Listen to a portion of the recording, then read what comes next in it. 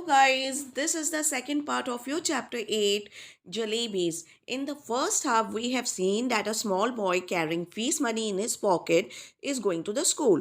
But the teacher who is supposed to collect money is absent. So while going home, he is tempted to buy jalebis and he also gets convinced thoroughly by the coins and he zeals into the temptation of buying jalebis and eating them. Actually, the voice of the coins is his inner voice. There's a lot of confusion going on in his head whether he should buy jalebis or not. Finally, after a lot of confusion and debate in his mind, he spends his school fees in buying jalebi. Now, in part 2, we will see what happens after that. Does he gets away with this or falls into some soupy situations? Now, here are some points given over here. 3 points are given and it covers the second half. So let's go through the first point. A heap of jalebis he eats and shares them liberally with one and all. कि उसने एक जलेबियों का ढेर खाया और ये सबके संग भी उसने बड़े ही दिल खोलकर शेयर किया. Thou penniless now, he feels no less important than a mob leader. कि अब वो पेनीलेस हो चुका था, उसके पास एक भी रुपया नहीं बचा था, उसने सारे फीस के पैसे जलेबी पे खर्चा कर दिए थे, लेकिन अब वो खुद को बहुत ज़्यादा इम्पोर्टेंट फील कर रहा था, जैसे कि पूरे क्राउड का लीडर बन चुका है. The real problem at hand is payment of school fees on time. अब जो उसके पास रियल प्रॉब्लम थी, उसकी जो रियल दिक्कत थी वो थी कि अब वह स्कूल का फीस कैसे समय पर पे करे. अब these 3 points we are going through in part 2. So let's start. Just as I was gathering up the heap in the distance, I spotted our Tonga. कि जिस जैसे ही वह जलेबियों का ढेर को इकट्ठा कर रहा था, थोड़ी ही दूर में उसने अपना टोंगा देखा. चाचा जान वॉज रिटर्निंग फ्रॉम कोर्ट. उसके जो चाचा जान थे वो कोर्ट से वापस आ रहे थे. चाचा यान यानी कि फादर के brother. I clutch the jalebis to my chest and ran into a gali. उसने अब जलेबियों को जोर से पकड़ा, क्लच किया और एक ठो गली में भाग गया. गली यानी कि bylane. When I reached a safe corner, I began to devour jalebis. जब वो एक तो सेफ कॉर्नर में पहुंच गया, यानी कि उसे ऐसी जगह पे पहुंच गया कि जहां उसे पता है कि उसे कोई नहीं देखेगा, तो वो जलेबीज को डेवर करने लगा, खाने लग गया. I ate so many jalebis that if someone pressed my stomach a little, jalebis would have popped out of my ears and nostrils. और वो उसने इतना जलेबी उसने खाया, इतना जलेबी उसने खाया कि उसे लगा कि अगर कोई उसके स्टमक को थोड़ा सा भी दबाएगा तो जलेबी सीधा उसके कान और नाक से बाहर आना शुरू कर देगा. Very quickly boys from the entire neighbourhood assembled in the गली. अब बहुत ही जल्दी कुछ बच्चे, आसपास के बच्चे वहाँ पर गली में इकट्ठा हो गए. By the time I was so pleased with my stomach full of jalebis that I got into the mood for some fun.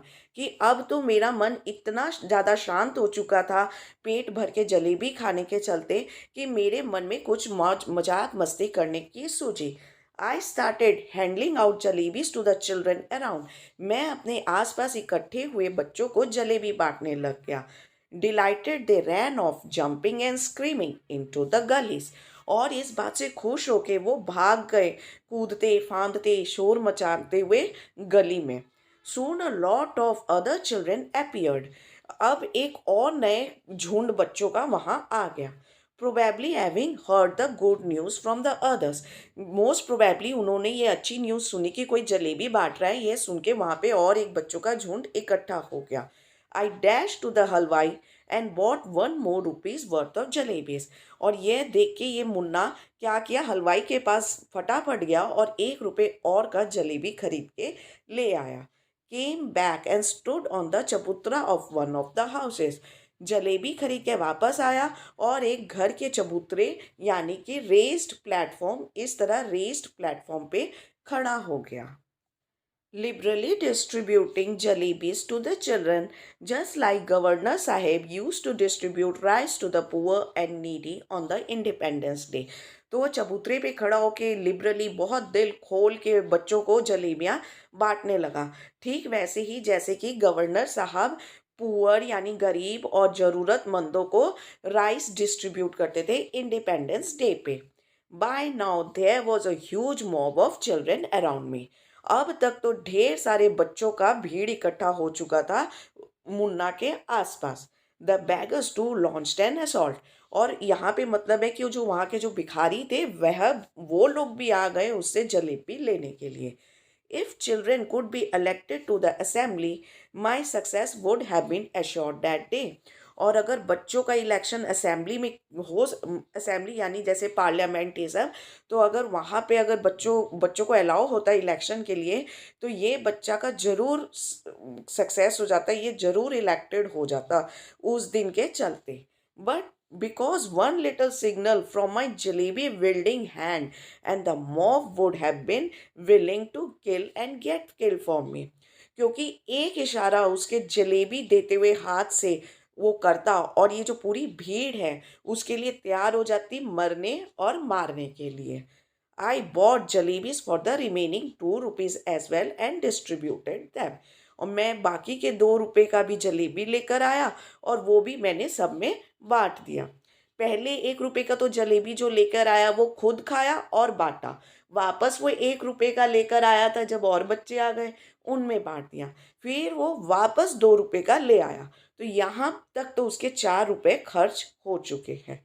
Then I wash my hands and mouth at a public tap and return home.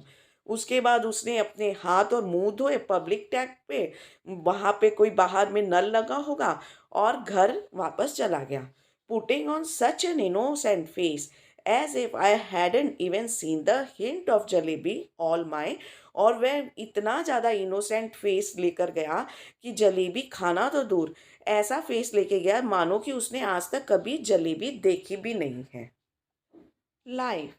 तो उसने इस तरह से pretend करना शुरू किया कि उसने कोई जलेबी वलेबी नहीं खाई है। Jalebis I had गॉबल्ड up easily enough but digesting them became another matter. Jalebi तो उसने फटाफट गॉबल कर लिया, फटाफट खा लिया, पर अब उसे डाइजेस्ट करना एक और इशू उसके लिए बन गया। With every breath came a burp. हर एक सांस के संग उसे एक ढकार आता था। And with every burp the danger of bringing out a jalebi or two. The fear was killing me. और हर एक डकार के संग ऐसा लगता था जैसे कि 1 या 2 जलेबी उसके मुंह से बाहर निकल आएगी, और ये डर तो उसको अंदरों अंदरी मार रहा था। At night I had to eat my dinner as well. और रात को उसे डिनर भी खाना पड़ा। If I hadn't eaten, I would have been asked to explain why I did not want any food। कि अगर क्योंकि वो अगर रात का खाना नहीं खाता तो उसे इस बात की एक्सप्लेनेशन भी देनी पड़ती, समझाना पड़ता कि उसे क्यों को खाना नहीं चाहिए। And if I had pretended illness the doctor would have been summoned. And if the doctor after feeling my pulse had declared Munna has devoured a mount of jalebis I would simply die. तो अगर और वो अगर बीमार होने का नाटक करता, प्रिटेंडेड मतलब नाटक करना, तो डॉक्टर को बुलाया जाता। सम्मन मीन्स तलब करना, बुलाना। और अगर डॉक्टर उसके पल्स पल्स यानी कि नाड़ी को फील कर कर ये ऐलान कर देता कि मुन्ना ने तो पूरा एक ढेर जलेबियों का खाया है, वो तो बस सिंपली मर जाता, क्योंकि उसका राज खुल जाता। फिर सब उससे पूछते कि तुमने जलेबी खाई तो इतने पैसे तुम्हारे पास आए कहाँ से जलेबी खरीदने के। The result was that all night I ले coiled up like a jalebi suffering from a stomach ache। अब इसका रिजल्ट क्या हुआ, नतीजा क्या हुआ कि उसको पूरी रात पेट दर्द के चलते इस तरह कॉइल्ड अप, जलेबी की ही तरह कॉइल्ड अप होके लेटना पड़ा, यानी कि जकड़ कर उसे अपने पूरे शरीर को जकड़ कर वो लेटा रहा। यहाँ पे एक आयरनी दी गई है कि जिस जलेबी को खाया उसी जलेबी की तरह वो सिकुड़ के लेटा रहा। Thank God I didn't have to eat all 4 rupees worth of jalebis by myself। कि शुक्र है भगवान का मैंने पूरे के पूरे 4 रुपयों की जलेबी नहीं खा ली। Otherwise, as they say, when children speak, flowers shower from their mouths। तो जैसे कि बोला जाता है कि जब बच्चे बोलते हैं तो उनके मुंह से तो फूल झड़ते हैं, यानी कि उनकी बातें इतनी मीठी, प्यारी और अच्छी होती हैं। But I would be the first child in the world with whose every word a crisp fried jalebi would have come out. और मैं पहला बच्चा होता पूरी दुनिया में जिसके मुंह से एक ठो क्रिस्प कुरकुरे तली हुई जलेबी निकलता जब भी वो कुछ बोलता। Children don't have stomachs, they have digestion machines. कि चिल्ड्रन के पास स्टमक नहीं होते, उनके पास एक तो हजम करने वाली मशीन होती है। ये बात सच भी है। चिल्ड्रन लोग की जो स्टमक होते हैं वो एक्स्ट्रा मतलब अच्छी होती है, और वो थोड़ा बहुत ज़्यादा कम खा भी लें तो वो डाइजेस्ट कर लेती है बड़ों के मुकाबले। तो यही वो कह रहे हैं कि चिल्ड्रन के पास स्टमक नहीं होती है, डाइजेस्टिंग मशीन होती है, मतलब कि ईजिली थोड़ा सा डाइजेस्ट कर लेता है। My machine too kept working right through the night. और उसका भी जो मशीन था यानी कि स्टमक है, पूरी रात काम करता रहा और जलेबियों को हजम करता रहा। इन the morning, just like any other day, I washed my face and like a virtuous student with chalk and slate in hand, I headed for school. और सुबह सुबह बाकी के सब दिनों की तरह उसने अपना फेस धोया और एक होनहार बच्चे की तरह चौक और स्लेट हाथ में उठाया और स्कूल के तरफ चल पड़ा। तो अभी तक तो उसके डाइजेशन का प्रॉब्लम तो सॉल्व हो गया था। अब देखते हैं कि नेक्स्ट उसको प्रॉब्लम आती है या सब कुछ नॉर्मल हो जाता है। I knew I would get the previous month scholarship that day, and once I had paid the fees with that amount the jalebis would be completely digested. तो उसे पता था कि उसको स्कॉलरशिप मिलने वाला है, और जब वो अपनी फीस उस स्कॉलरशिप के पैसे से अमाउंट से पे कर देगा, फिर वो पूरा मैटर जलेबी वाला फाइनली सेटल होगा। अभी तक तो उसका सिर्फ डाइजेशन ही ठीक हुआ है। But when I got to school, I found out that the scholarship was going to be paid in the following month. लेकिन जब वो स्कूल पहुंचा तब उसे पता चला कि स्कॉलरशिप मनी नहीं मिलने वाली है, और उसे अगले महीने स्कॉलरशिप मिलेगी। तो अब देखते हैं क्या होता है। My head started to spin. उसका तो माथा ही घूमने लग गया। I felt as if I was standing on my head and couldn't get on my feet again even if I tried. तो अब उसे फील होने लगा कि वो अपने पैरों के बल नहीं, उल्टा सिर के बल खड़ा है। मतलब उसकी पूरी दुनिया उथल फुथल हो गई, ऊपर से नीचे हो गई। Master Ghulam Mohammad announce that the fees would be taken during the recess. अब ये जो फीस कलेक्टर वाले टीचर थे मिस्टर गुलाम मोहम्मद, उन्होंने इस बात का अनाउंसमेंट किया कि रिसेस यानी कि टिफिन ब्रेक में फीस को कलेक्ट किया जाएगा। When the recess bell rang, I tucked my bag under my arm and left the school and simply followed my nose. कि जब वो रिसेस बेल, टिफिन ब्रेक का बेल रिंग हुआ, उसने अपने बैग को अपनी बाजुओं के नीचे दबाया और सिंपली वो स्कूल से निकलकर बाहर चला गया और अपने नोज़ को फॉलो करने लगा, यानी कि वो सीधा सीधा चलने लगा। वो कहते हैं ना कि हमारी नाक हमसे आगे चलती है, तो बस वो अपने नोज़ को फॉलो करने लगा और सीधे सीधे वह चलता गया। वॉकिंग ऑन एंड ऑन, कि वो चलता ही गया। इफ नो माउंटेन और ocean block my path, I would have kept going till the earth ended and the sky began. और अगर कोई माउंटेन और ओशन उसके रास्ते में हर्डल नहीं बनता, मतलब रोड़ा नहीं बनता, ब्लॉक नहीं करता, तो वो तो चलता ही जाता कहाँ तक? जहाँ पर कि ये पृथ्वी खत्म नहीं हो जाती और आसमान शुरू नहीं हो जाता। And once I got there, I would say to Allah Mia, just this once save me.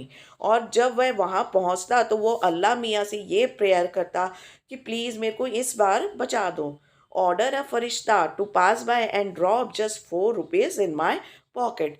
फिर वो भगवान से ये प्रे करता कि एक फरिश्ते को भेजो, फरिश्ता यानी कि एंजल को भेजो और उसे बोलो कि सिर्फ ₹4 मेरी पॉकेट में गिरा कर चला जाए। I promise I will use them only to pay my fees and not to play jalebis.